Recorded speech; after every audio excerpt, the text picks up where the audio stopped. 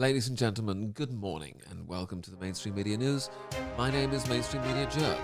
Time is coronavirus.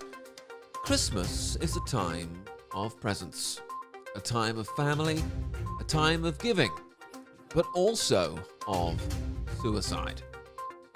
Over 4.6 million people commit suicide during the month of December, some figures show. But is it enough? We go live to our correspondent Jennifer, who is in charge of scaring people with the weather. Jennifer, have enough people killed themselves this month, or do we need to do more? Thank you very much, David. The planet Earth can only support a certain number of human beings, and that number is decided by my boss Trevor, who works for Channel 4. He has decided that that number is perilously close to be hit, even though it's completely made up and most of the Earth has space on it for people to live. With all that being known, it's important to remember that some people still don't kill themselves this Christmas. Over 29 billion people won't kill themselves this Christmas and will carry on giving each other presents and eating food that could be used to fill a landfill and stop other people from having it. Thank you very much, Jennifer. Our other top story tonight. Somebody that you don't know has died. Their death has happened because people die, and it happens quite a lot, and today is no different. The man who has died wasn't known by you, and no one was talking about him or knew who he was before, but he's definitely dead. For more on this, we go live to our head correspondent of death, the Doctor of Death, Jemima. Right now, though, I want to bring you a little bit of breaking news. And Fulham Football Club has announced the death of the England World Cup winner, George Cohen. George Cohen, he was 83, spent his entire professional career at Fulham, and he was right back in 1966 for the England team, who were, of course, World Cup winners. So that's breaking news just in. Fulham Football Club has sadly announced the death of the England World Cup winner, George Cohen. Thank you very much, Jemima. Incredible breaking news there that an 83-year-old man has died. That really is just out of the blue. Nobody expects that to happen, but users are reminded that death is stalking us all around the corner this Christmas. It could be a cold death, it could be a warm death, it could be a death you're not expecting, it could be a death that you are expecting. You could kill yourself, which is most definitely an option, and for more on that, we go live to our head correspondent of misery, Paul. Thank you very much, David. You join me live outside a group of buildings that you can see in the background. Inside these buildings are a group of people that might be considering suicide. We can see the buildings are grey. We know that people are moving around in there. We don't know if those people are dead. We don't know if their flatmates are moving them around like a lifeless corpse like you see in the movie Weekend at Bernie's.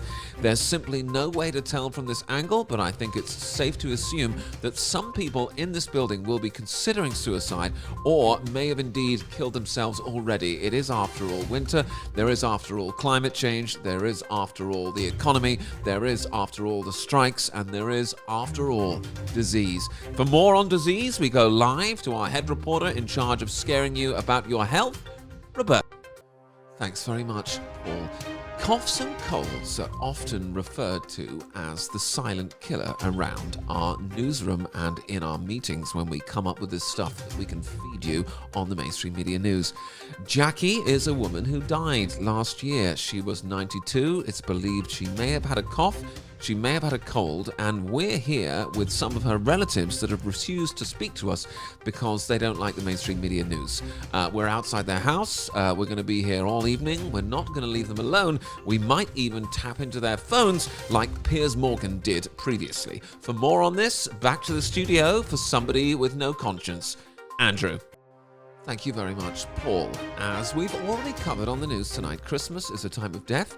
It's a time of suicide. It's a time for kissing your grandparents. But if you kiss your grandparents, will they die?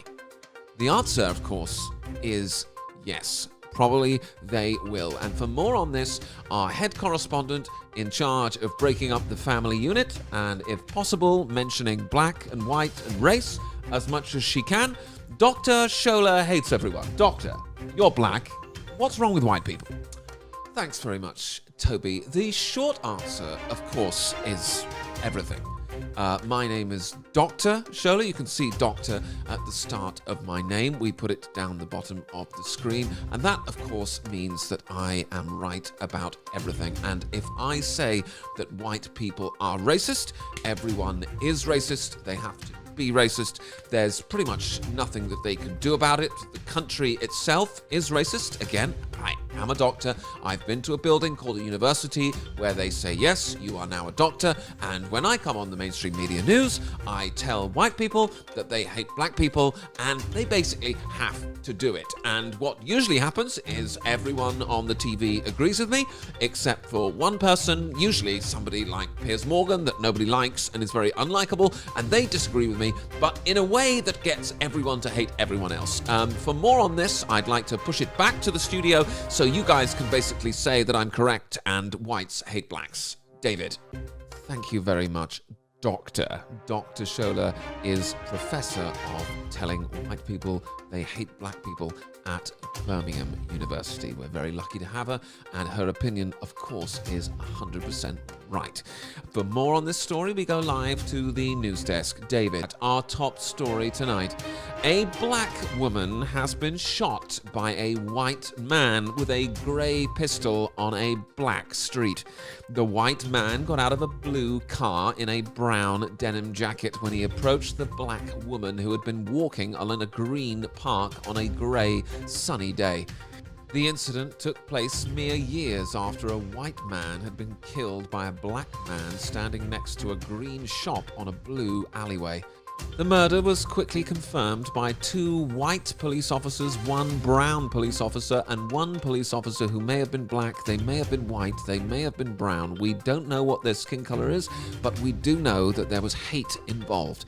For more on this story, we go live to our white news reporter. We do apologize about that, as she is the only person that we can find. But behind her, standing next to the camera, there is a black man and we believe an Asian woman, so everything should be okay. Thank you very much, Paul. My name is Jemima. You join me live in front of the camera, where standing behind the camera there is a black man, 2 brown women, and an Asian giraffe. All 5 of those people have been vetted by the BBC. They all meet all the standards, except that none of them are disabled. Unfortunately, we couldn't find anyone who is disabled to be on this broadcast, but David, who is a white man, has agreed to have his legs broken to make sure that we don't get regulated by Ofcom. For more on this story, we join someone who's completely lost their mind, Sheila. Thank you very much, David. Ladies and gentlemen, welcome to the diversity part of the news. My name is Sheila. I am on £470,000 a year to increase diversity at the BBC. Despite the fact that I'm white, users are reminded that I like blacks and blacks like me. For more on this story, we go live to the person who hired me, the head of the BBC, Paul. Paul, why is it that white people hate blacks, and can anything be done about it, even though we know that it can't? Paul. Thank you very much, Sheila. Yes, unfortunately, Britain is a racist country. This has been covered many times on the BBC News, and we have kept repeating it until it gets into the mind of everyone. We would like to remind users again that Britain is a racist country, and here at the BBC, we constantly remind you that you are racist in case anyone forgets or tries to pretend that they're not racist. We like to remind them that the country is institutionally racist. Here we are at the BBC. We are an institution that has promoted racism for many, many, many years, but always under the guise of anti-racism. Ladies and gentlemen, apologies for the interruption to our regular program where we remind everyone to be racist and hate each other. There is a piece of important breaking news that we must actually get to you. An 87-year-old woman that you don't know has died. We believe that she may have passed away peacefully in her sleep, but we are asking users to assume that it was horrible and depressing, and that she may have suffered for several days beforehand. All signs are pointing that everything is fine with everyone else, but please do check on your family members, as they could, even now, be dead. Merry Christmas. Ladies and gentlemen, everyone at the channel would like to thank you for your support and your encouragement during this difficult year of programming. Mainstream media news is struggling to remain on air, and users that enjoy these videos are encouraged to hit the links in description where they can somehow support this channel financially if they want to give away some of their money to me for no reason.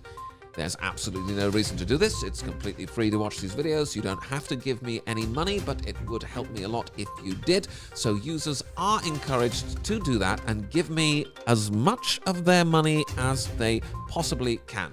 Thank you very much. Merry Christmas, and of course, a Happy New Year. Death, racism, famine, plague, war, pestilence.